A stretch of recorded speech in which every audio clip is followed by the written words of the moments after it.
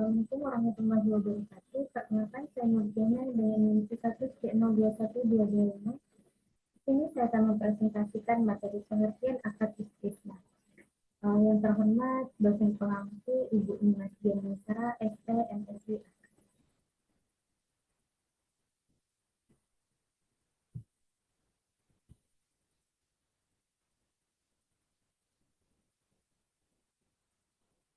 Materi yang akan dibahas itu yang pertama pengertian akad istisna, yang kedua jenis akad istisna, yang ketiga dasar syariah, yang keempat perlakuan akuntansi PSAK 106, yang kelima ilustrasi akad istisna.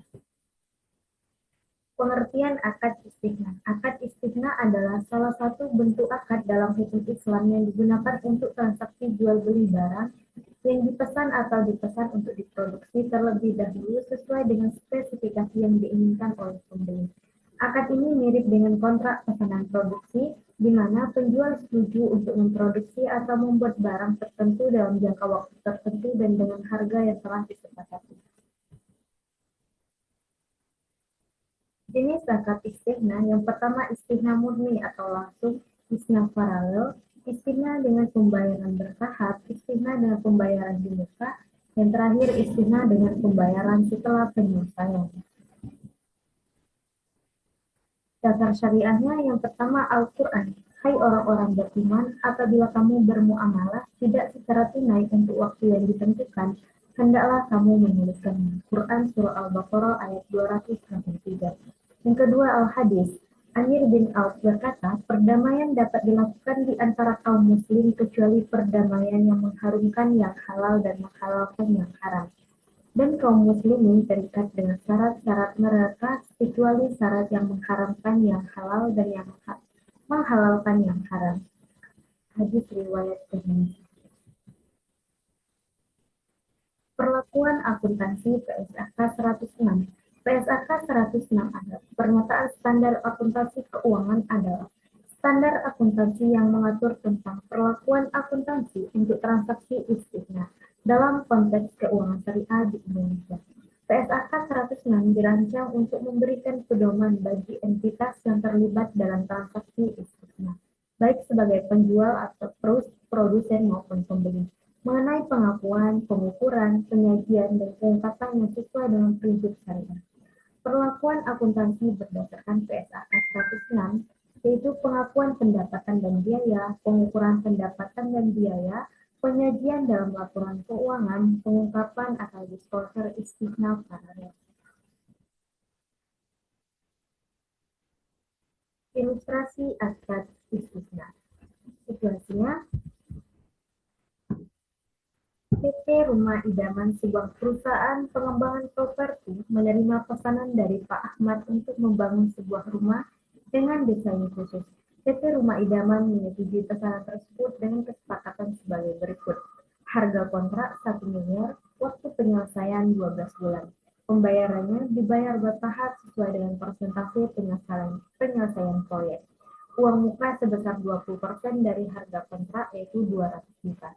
Saat akad ditandatangani. Yang kedua, pembayaran kedua sebesar 40% dari harga kontrak yaitu 400 juta saat penyelesaian 50% proyek. Pembayaran terakhir sebesar 40% dari harga kontrak itu 400 juta saat proyek selesai 100%.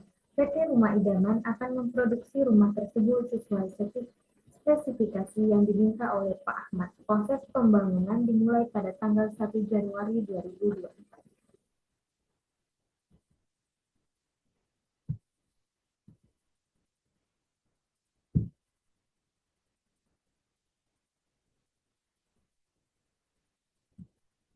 Tahap proyek dan pengukuran pendapatan tanggal 1 Januari 2024, penandatanganan akad istisna.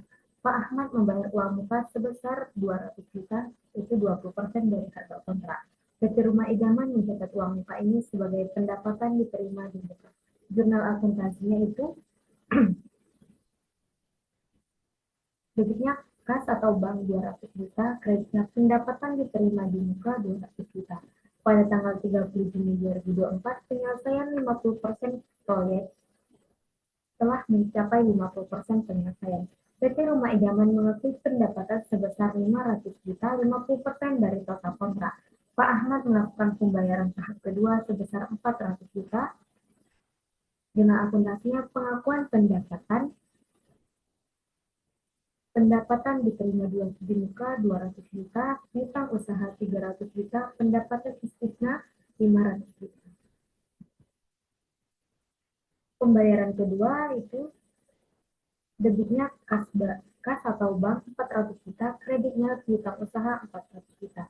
Pada tanggal 31 Desember 2024, penyelesaian 100% proyek rumah selesai 100% sesuai dengan spesifikasi.